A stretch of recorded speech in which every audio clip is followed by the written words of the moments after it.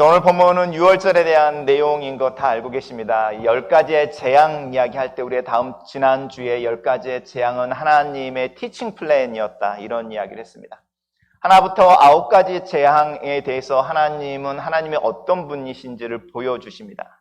하나님은 자기 백성들을 보시는 분이고 그들의 한숨과 눈물의 기도를 들으시는 분이시고 자신의 약속을 기억하셔서 내려오셔서 자신의 약속을 이루시는 분이라는 가르침이었습니다. 다른 말로 말하면 하나님은 믿을 수 있는 분, 신뢰할 만한 분, 의지할 만한 분이다라는 것이 이 10개의 재앙을 통해서 하나님이 누구이신지를 드러내는 부분이었습니다. 그리고 이것이 구체적으로 이 레슨을 받고 있는 모세와 아론에게는 하나님이 말씀하시고 일하시는 통로로서 순종의 삶을 살아야 되는 것이 그들에게 가르쳐지고 또 배워졌고, 이스라엘 백성들에게는 자신들이 하나님의 약속 아래에 있는 백성들, 하나님의 특별한 돌보심 가운데 있는 백성들이라는 자각이 주어졌습니다.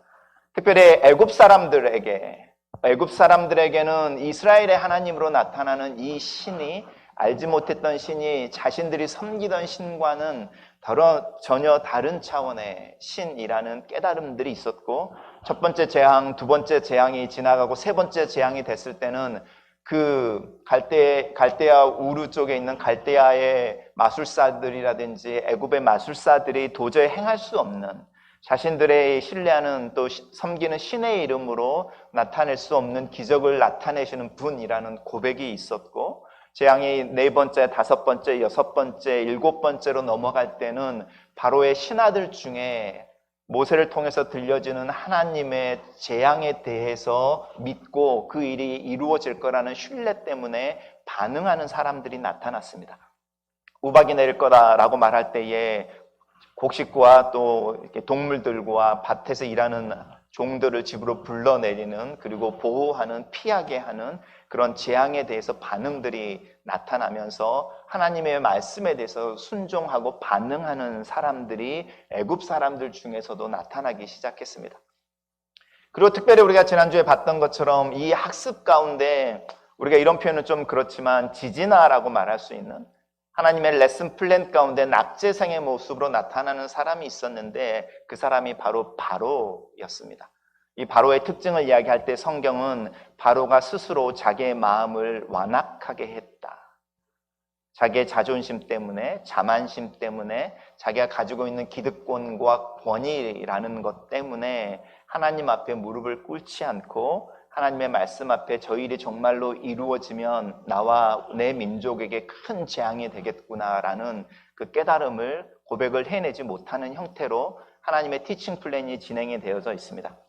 근데 이 10번째 재앙은 조금 다릅니다.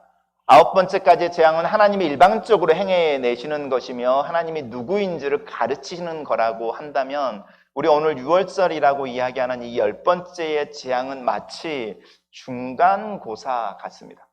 제가 기말고사라는 말을 쓰지 않는 이유는, 기말고사는 가나안 땅에 들어가는 중에 맨 나중에 아니면 최소한 홍해를 건너는 중에 또 다른 시험 문제가 있으니까 남겨놓고요. 6월절은 중간고사와 같습니다. 하나님이 일방적으로 재앙을 보내고 재앙을 베풀면서 내가 누구인지를 드러내는 것이 아니라, 자, 19번의 레슨을 통해서 내가 누구인지 배웠지, 내가 누구인지 알았지, 자, 그러면 여기 시험 문제가 있는데 이 시험 문제의 답을 좀 써야겠다라고 너희들이 나에게 무엇을 배웠는지, 또 얼마만큼 배웠는지, 얼마 동안 또 무엇을 기억하고 있는지에 대해서 반응을 보이고 있습니다. 그래서 10번째 재앙 6월절이라고 하는 부분에서는 하나님이 직접적으로 재앙을 내리시기 전에 이스라엘 백성들에게 문제를 먼저 알려주시고 그 문제의 답을 쓰는 방법도 가르쳐주고 몇 월 며칠 날 시험을 친다라는 것도 가르쳐주고 있습니다. 조금 더 자세히 한번 넘어가 보겠습니다.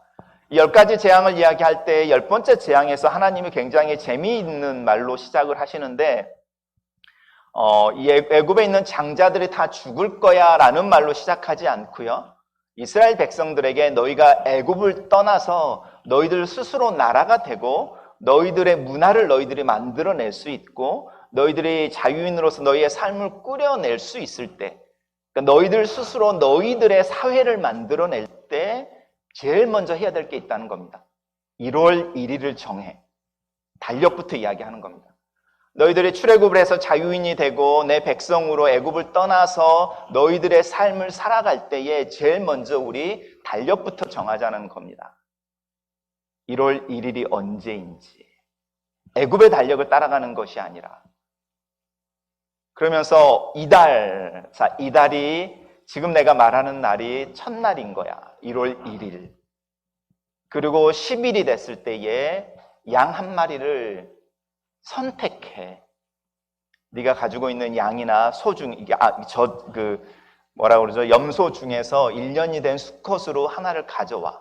그리고 그것을 바로 잡는 게 아니라 하나를 가지고 와서 4일을 잘 돌봐라는 겁니다. 이 4일이라고 하는 영역 속에서 내가 선택한 양이나 염소가 건강한 것인지 병이 들어있지는 않는지 이런 게 이제 점검이 되겠죠.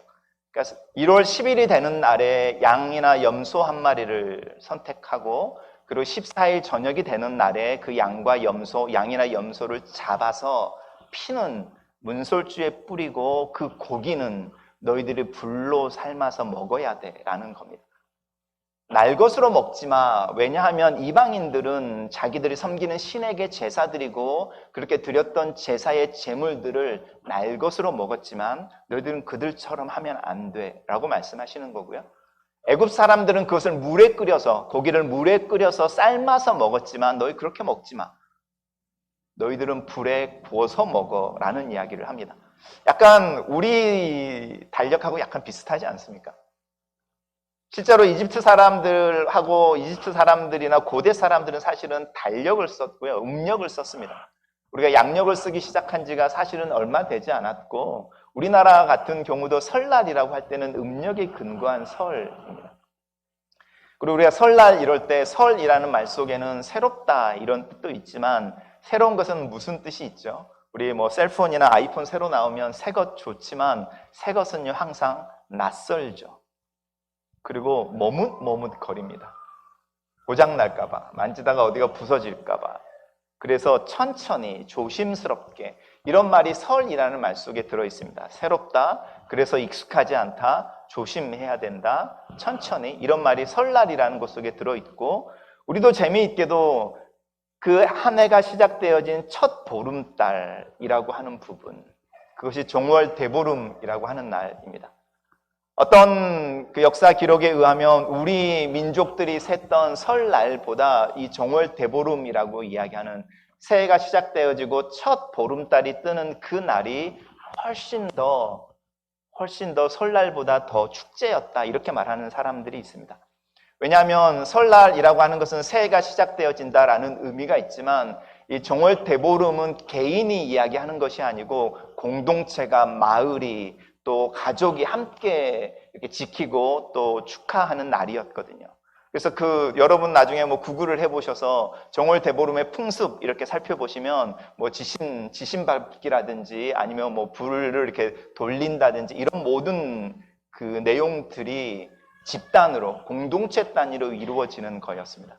되게 우리 민족과 유사한 모습이 있는데 하나님께서 이스라엘 백성들에게 수천 년 전에 너희가 출애굽을 할 거야. 근데 출애굽을 하기 전에 맨 마지막에 너희들이 시험을 쳐야 되는데 자, 이 시험을 치는 내가 지금 이야기하는 날을 1월 1일로 잡자. 그리고 15일이 되면 보름달이 될 거라는 거죠. 그게 우리가 말하는 유월절입니다. 그래서 이 유월절이 우리가 이제 지키고 있는 부활절과 연관이 돼서 부활절의 기원이 되는데 여러분 부활절에 해마다 날짜가 바뀌는 거 아시죠? 크리스마스 픽스되어 있죠. 땡스기빙 픽스되어져 있잖아요. 근데 교회에서 지키는 명절 중에 부활절은 해마다 바뀌는 거 알고 계십니까? 여러분 왜 바뀌는지 궁금해 보시라고 제가 지난주에도 말씀드렸죠. 어떤 일들이 있을 때 질문을 던져보셔야 된다고요. 근데 왜 부활절만 날짜가 픽스되어지지 않고 해마다 바뀔까? 왜냐하면 이 부활절이 음력에 근거하기 때문에 그렇습니다. 6월절이 음력에 근거하는 것처럼 그래서 충분히 지난 첫 번째 보름달이 부활절로 정하는 겁니다. 교회가. 그러니까 충분히 항상 바뀌는 거죠. 음력에 의해서. 그러니까 보름달이 뜨는 날이 바뀌어서 부활절이 계속 바뀌는데 유월절과 연관시켜서 부활절을 우리가 지키기 때문에 그렇습니다. 다른 말로 들어가서 하나님께서 우리에게 시험 문제를 내시는데 첫 번째, 우리 명절을 좀 정할까? 1월 15일을 유월절로 하자.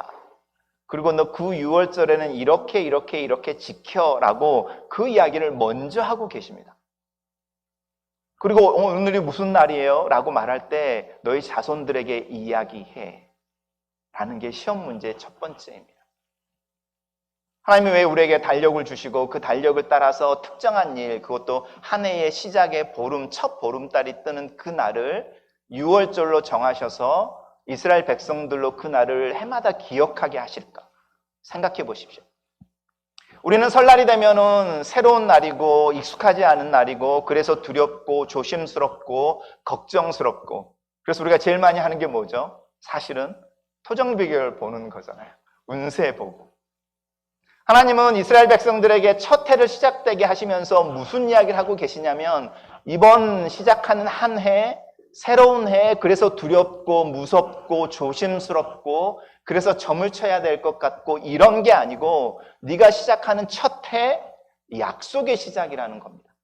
내가 누구인지와 함께 시작하는 것이고 나를 믿는 믿음으로 시작하는 것이고 그 새해라고 하는 것을 우리의 인생으로 적용시켜 보십시오.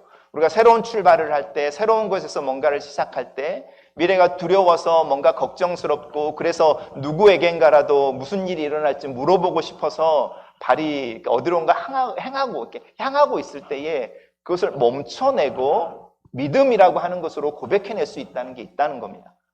우리는 하나님의 약속의 사람들, 하나님이 우리의 인생의 주관자, 하나님의 계획 속에서 하나님이 하나씩 일들을 이루어내셔서 나를 통해 하나님의 어떤 분이신지를 드러낼 뿐만 아니라 내가 누구인지를 드러낼 것이고 하나님이 어떤 분이신지 내가 누구인지 드러날 때에 이 세상 모든 사람들이 내가 하나님의 아들, 딸인 것을 알게 될 것이다. 하나님 나를 선택하신 분이시고 하나님이 나를 선택하셔서 이 땅에 당신을 대신하여 하나님의 사랑이 어떤지, 하나님의 정의가 어떤지, 하나님이 무엇을 좋아하시는지, 무엇을 싫어하는지를 드러내게 하는 그런 도구가 아니면 에이전트가 되게 하셨다. 이런 이야기를 하고 있는 겁니다. 첫 번째 문제, 시험 문제입니다. 너는 너의 인생의 시작이, 너의 미래가 두려워질 때, 특별히 무엇인가 새로 시작하는데 그 앞길이 보이지 않아서 막막하고 uncertainty라고 하는 불확실성 때문에 두려워할 때 너는 지금까지 경험해온 나에 대한 믿음으로 그 새로운 시작 가운데 담대하게 한 발, 두 발을 떼낼 수 있겠느냐. 이 시험 문제 여러분 어떻게 쓰시겠습니까? 두 번째 시험 문제입니다. 두 번째 시험 문제는 양을 잡는다, 염소를 잡는다라는 곳 속에 있지 않고 그 양을 선택할 때에 너희의 가족이 먹을 수 있을 만큼 너희가 양 한 마리가 보통 10에서 15인분이라고 말하거든요. 근데 저희 가족이 6명, 5명이어서 한 마리 잡아서는 도저히 가족이 다 먹을 수 없어요. 그러면 주변에 있는 작은 가족들을 불러서, 이웃들을 불러서 10명, 15명을 만들어 보라는 겁니다. 함께 잡아서 함께 먹어라는 겁니다. 나는 양이 있어서 양을 잡을 수 있지만 양을 잡을 수 없는 어떤 가족이 있다면 그 가족을 초대해서 내가 잡는 양으로 함께 먹어. 함께 그 잡은 피를 가지고 그 사람의 이렇게 문에도 칠하게 해줘라고 하는 부분인 겁니다. 우리가 교회를 이루는 이유가 여기에 있죠. 하나님이 우리에게 양을 잡는다라는 것에 초점을 맞추는 것이 아니라 가족의 수대로, 그리고 너의 가족의 수가 작아, 그러면 옆에 있는 작은 가족들을 포함시켜서 네가 양이 있고 염소가 있어, 그러면 없는 사람들을 너의 가족으로 이렇게 포함시켜서 그들과 함께 잡아. 그리고 그것을 함께 먹어. 그리고 그것을 남기지 마라고 하는 겁니다. 이 부분이 나중에 하나님께서 이스라엘 백성들에게 제사 이야기를 할 때 화목제라는 제사의 형태로 조금 더 구체화되어지는데, 오늘날과 달리 옛날 사람들은 고기를 먹는 일이 정말로 드물었습니다. 우리가 추석이라든지 설날을 왜 기다리는지 아시죠? 전 제 할아버지 제사도 사실은 어릴 때 기다렸는데 그 기다린 이유가 딱 이유는 한 가지였습니다. 제사가 끝나고 나면 내가 그동안 먹지 못했던, 저는 어릴 때 오징어에 꽂혀 있었는데 제사상에 올라갔던 그 오징어 다리 하나, 그것 때문에 잠도 자지 않고 기다렸던 거거든요. 옛날에는 제사라고 하는 부분이 연결되어지지 않으면 고기를 구할 수가 없는 상황에서 그 귀한 고기를 하나님께 드리는 의미로 나눠 먹어라는 겁니다. 우리가 신약에서 나오는 하나님이 이야기하시는 교회의 모습, 서로 사랑해 뭐 이런 이야기를 많이 하지만 성경에서는 분명하게 말하는 거죠. 나를 신뢰함으로 새로운 일을 시작할 수 있어? 첫 번째 퀘스천입니다.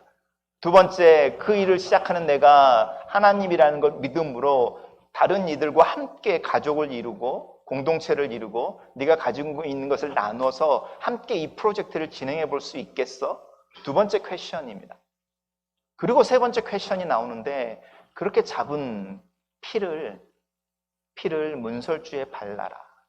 그러면 애굽에 있는 모든 장자, 첫째 난 생명들이 죽는 그 밤에 죽음의 천사가 패스 오버 할 거라는 거잖아요. 지나갈 거다. 그게 6월절의 뜻이니까요. 그러면서 성경은 뭐라고 이야기하냐면, 하나님이 애굽에 있을 때에 이스라엘 온 회중에게 이것을 말씀하셨다라고 이야기하는데, 제 퀘션이 여기 있습니다. 하나님이 6월절을 이야기하고 있는 이 이스라엘은 과연 어떤 사람들일까요? 아브라함의 후손, 야곱의 자손 12지파를 이야기하는 걸까요?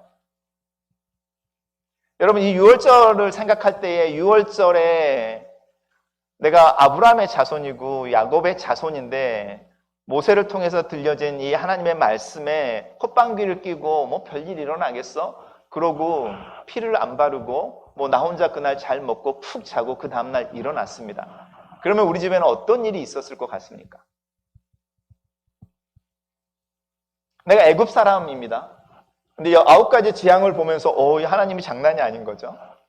모세를 통해서 일어나는 일들이 내가 생각했던 신의 모습과는 전혀 다른 거죠. 그리고 이 신은 더구나 이야기를 들어보니까 군림하고 강요하고 나를 수단으로 쓰는 분이 아니라 나를 위해서 일한다는 분인 거예요. 나에게 약속을 주시고 그 약속을 지키기 위해서 나한테 오셨다고 말하고 나를 위해 한다고 이야기하는 다른 신의 모습이 있는 거죠. 그리고 이렇게 직접 지켜보니 정말로 능력도 있는 것 같아요. 그래서 그 다음부터는 모세를 통해서 애굽 사람들에게, 우리 민족들에게 이렇게 선포되어지는 재앙에 대해서 귀를 기울이게 되고 그 재앙을 피할 방법을 가르쳐 줄 때는 그대로 행하는 습관이 생겼습니다. 나도 모르게 믿음이 생겨버리는 거죠. 근데 맨 마지막에 재앙에 대해서 이야기를 듣는데 장자가 죽을 거라는 거예요. 내 첫아들이, 내가 가지고 있는 곡식들, 그 가축들 중에 첫 난 새끼들이 두려움에 떨고 있는데 방법이 나오는 겁니다. 양을 잡아서 문설주에 바르면 된대요. 그리고 그 고기를 주변에 있는 사람들과 함께 나눠 먹는 밤을 지내래요. 그래서 내가 정말 부랴 몇 사람들을 부르고 친구들을 부르고 아니면 동네에 가난한 사람들을 불러서 한 15명을 만들어서 양을 잡고 피를 우리 집에 바르고 그 사람들 집에 가서 발라주고 함께 모여서 고기를 구워서 그 밤을 지냈습니다. 그 다음이 됐을 때 우리 집에는 어떤 일이 일어났을 것 같습니까? 이스라엘이라는 말 다음에 회중이라는 말이 붙는데요. 이 이스라엘 회중이라는 말은 구약 성경에서 잘 등장하지 않습니다. 특별히 이스라엘 백성들이 광야를 지날 때에 이스라엘을 회중이라는 말을 씁니다. 회중이라는 뜻은 모인다라는 뜻이거든요. 장소를 정해놓고 때를 정해놓고 모인 사람들이 회중이라는 뜻입니다. 그래서 우리 교회에서 목사님들이 이야기할 때 회중이라는 말을 잘 쓰죠. 우리가 이렇게 모여있을 때 의미가 회중인 겁니다. 그러니까 이스라엘 온 회중이라고 하는 것은 6월절이 시작되어질 때 아직 존재하고 있지 않습니다. 왜냐하면 아직 어디로 모여라고 부름을 받은 그것에 따라서 거기에 모인 적이 아직 없으니까. 어디에 모여, 언제 모여라고 말할 때 그 말을 듣고 거기에 그 시간에 모인 적이 없으니까 지금 6월절에서 이야기하고 있을 때 이스라엘 회중은 아직 형성이 안 돼 있습니다. 이것을 예수님은 뭐라고 말하냐면 세례 요한도 마찬가지입니다. 너희들이 아브라함의 자손이라고 믿어. 너희가 아브라함의 자손이어서 하나님이 너희를 사랑하고 너희를 구원한다고 믿어? 하나님은 이 돌들로도 아브라함의 자손이 되게 할 수 있다는 겁니다. 철저하게 혈통이라고 하는 부분을 깨어버립니다. 이스라엘 회중이라고 하는 이 단어는 아브라함의 자손이다 이것을 의미하지 않습니다. 야곱의 12아들의 후손이다 이것을 의미하지 않습니다. 유월절이 진행되어지면서 달력이 정해지고 가족이라고 하는 작은 공동체를 그룹으로 순모임으로 소그룹으로 만들어내고 그 안에서 함께 뭔가를 나누고 하나님의 구원을 경험하는 작은 그룹을 만들어내신 다음에 그 밤이 지나는 동안에 밤이 지나고 함께 어디로 모여라고 하는 출애굽을 하기 위해 그 장소에 모여있는 사람들이 이스라엘 온 회중인데 이 사람들은 하나님의 마지막 문제에 대해서 예스라고 쓴 것뿐만 아니라 그것을 행동한 사람들이라는 겁니다. 우리가 예수 그리스도를 믿습니다. 예수 그리스도에 대한 지식을 가지고 있습니다. 그는 하나님의 아들이시고 우리처럼 인간이 되셔서 우리 죄를 위해서 죽으시고 부활하시고 승천하셨습니다. 그리고 다시 오실 것입니다.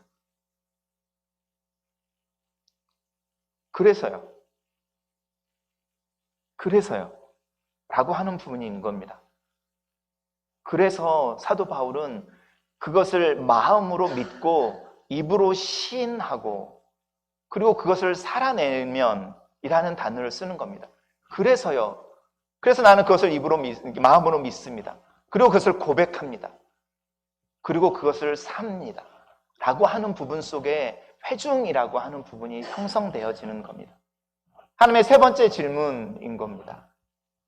우리의 믿음은 하나님을 향하여 입으로 고백되어지기 전에 마음속에서 동의가 되어져야 하고 그 동의되어진 것이 내 의지를 들여서 구체적인 말로 밖으로 표현되어져야 하고 하나님의 모세를 통해서 몇 월 며칠 몇 시에 어디에 모여서 애굽을 떠난다라고 말을 했을 때에 부랴부랴 짐을 꾸려서 그 자리에 그 장소에 그 시간에 모이는 그때 회중이 형성되어지고 모세의 인도를 따라서 애굽을 떠나는 그 발걸음 속에서 그들이 하나님의 백성의 모습을 띠게 되는 겁니다. 다른 말로 말해서 유월절은 우리에게 무엇을 요구하고 있냐면 믿어? 그럼 고백해야지. 고백했어? 그러면 살아야지 라는 말을 하고 있는 겁니다. 9가지 재앙에 있어서 하나님이 어떤 분이시다라고 말하는 것에 동의하는 것 인업하지 않다는 겁니다. 그러면 이제 네 손으로 양이나 염소를 잡아야지. 네 가족의 숫자들을 생각하고 그 숫자가 넉넉한지 그리고 넘쳐나면 다른 가족들과 함께 더 붙여서 양 2마리로 그것을 해결하든지 아니면 가족을 나눠서 조금 더 부족한 가족에게 내 숫자를 넘어주면서 내가 가지고 있는 또 다른 좋은 양 1마리를 그 가족들에게 딸려 보내든지 그리고 그 양을 잡아서 구체적으로 문설주에 피를 바르고 하나님의 명령하시는 대로 여호와의 유월절을 지키는 것 그것을 통해서 구원을 경험한 사람들이 한 해를 시작할 때 그 날이 1월 1일 그리고 그들이 1월 1일 지나면서 제일 먼저 기억하는 것은 나를 위해 약속을 기억하시고 내 슬픔과 눈물과 탄식을 들으시고 하나님의 때에 그 약속을 실현하기 위해 이 땅에 내려오셔서 당신을 드러내시고 자기의 약속을 실현하셨던 그 하나님이 지금 여기서 나와 함께 걷고 계셔 라고 하는 믿음의 재확신을 통해서 내일을 살 준비를 한 해를 살 준비를 하는 거라는 겁니다. 여러분 어떻습니까? 우리가 추수감사절로 모여 있습니다. 어떤 아이들 중에 주일학교 아이들 가운데 그런 질문하는 아이들이 있습니다. 365일이 어린이날이면 좋겠습니다. 근데 왜 어버이날을 정해가지고 국군의 날을 정해가지고 나로 하여금 마음에도 없는 편지를 쓰게 하고 나에게 마음에도 없는 선물을 준비하게 하는가? 어쩜 우리 아이들도 그럴지 모르겠습니다. 캐나다에 왔더니 여기는 2개인 거잖아요. 어머니의 날이 따로 있고 아버지의 날이 따로 있고 그리고 어린이날은요? 없죠. 한 사회가 어떤 명절을 만들어내거나 스케줄을 만들어내서 달력 속에 어떤 요일들을 이렇게 붙일 때에 기억하게 하려고 하는 부분들이 있습니다. 우리가 캐나다에 어린이날이 없는 이유는 365일이 어린이날이니까 이렇게 말하지만 어떤 명절을 이야기할 때에 최근에 캐나다 정부가 레콘실리에이션이라서 원주민들의 레지던셜 스쿨과 화해를 이야기하는 가버먼트의 어떤 명절을 만들어내는 휴일을 만들어내는 이유도 거기에 있습니다. 최소한 그날을 통해 뭔가를 기억하고 그리고 잊어먹는 게 아니라 그날 기억했던 어떤 정신 하나가 그 뒤로 잊혀져 갈지라도 그 다음날이 아니라 서서히 그리고 다시 한 해가 되어졌을 때 그것을 다시 리마인드하고 그것을 또 기억하고 서서히 잊어가고 이러는 중에 우리도 모르게 그날의 의미를 우리의 삶에 적용하고 있을 거라는 거죠. 그게 우리가 달력 속에 명절을 넣는 이유지 않습니까? 하나님의 유월절을 이야기하기 전에 명절을 만드신 이유가 여기에 있는 겁니다. 첫 해의 시작 가운데 내가 누구인지를 기억해. 너희가 어떤 사람인지를 기억해. 그러고 나서 자, 내가 누구인지 너희가 어떤 사람인 줄 알았지. 그러면 그것을 구체적인 행동으로 표현하는 날이라는 겁니다.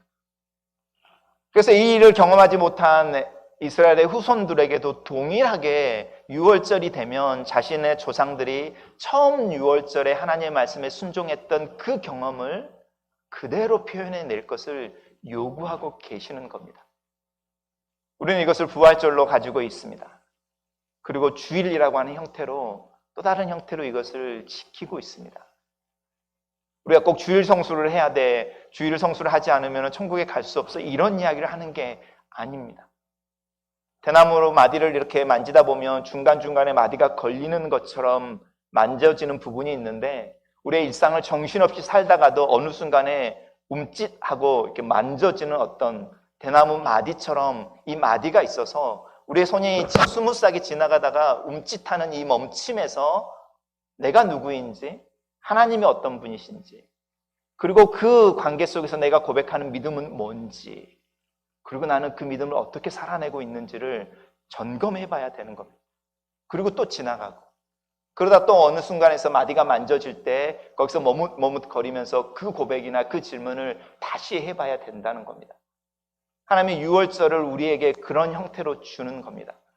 그리고 수천 년이 지났을 때에 이 멈칫거리는 그 순간을 하나님이 사용하셔서 예수 그리스도가 그 유월절의 어린 양으로 우리를 위해서 우리가 누구인지를 드러내고 이 세상과는 다른 방법으로 살도록 부름을 받은 사람들로서 몇 월 며칠 어디에 모여서 하나님의 백성의 삶을 새롭게 살도록 부름받은 자들이라는 것을 가르쳐주는 하나님의 메신저로 하나님의 사랑의 번개 같은 천둥 같은 소리로 등장하게 만든 것입니다.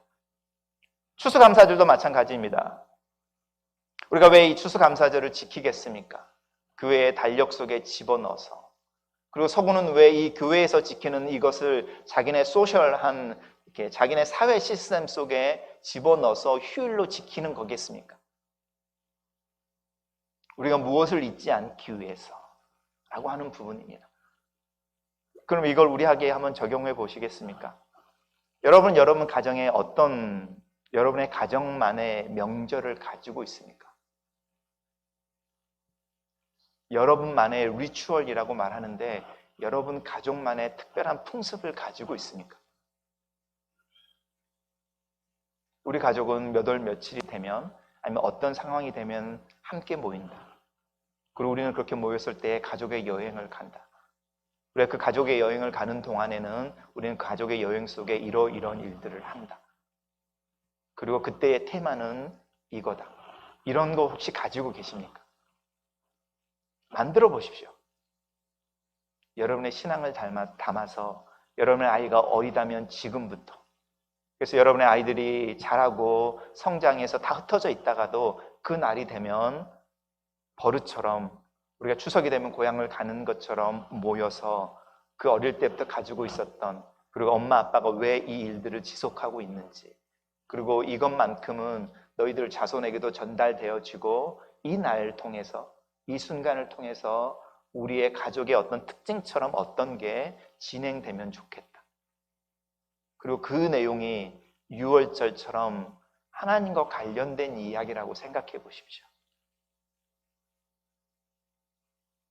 유대 사람들은 이것을 아직도 지키고 있지 않습니까? 매주 금요일이 되면 흩어졌던 자녀들이 부모의 집으로 모이고 패밀리 테이블이라고 이야기하는 그 안식일이라고 하는 그들이 부르는 안식일 저녁에 식사를 나누지 않습니까?